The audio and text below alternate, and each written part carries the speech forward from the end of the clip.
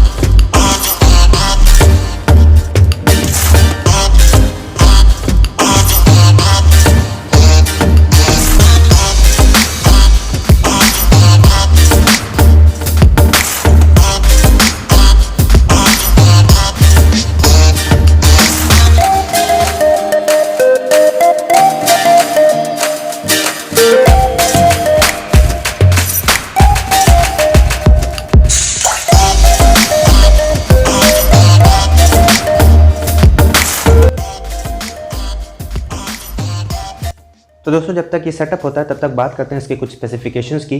तो ये है Apple iPad 10.2 8th generation 2021 wifi model, जो कि आपको अराउंड 35,000 के आसपास मिल जाएगा पूरी एक्सेसरीज़ के साथ।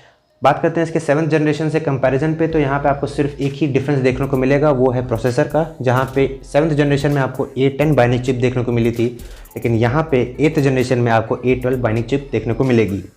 डिस्प्ले के बारे में बात करते हैं तो यहाँ पे आपको 10.2 इंच का LCD रेटिना डिस्प्ले देखने को मिलता है। एमोलेड डिस्प्ले आपको यहाँ पे नहीं मिलेगा।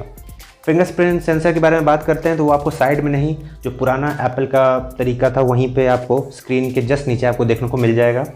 काफ़ी फास्ट काम करता है। उसी के साथ साथ आप बात करते हैं इसकी बैटरी बैकअप की, तो 8,500 mAh की बैटरी है और आपको यहाँ पे लाइटनिंग C कनेक्टर मिलता है, जो कि टाइप C के ज़माने में थोड़ा सा ऑड है, लेकिन ठीक है।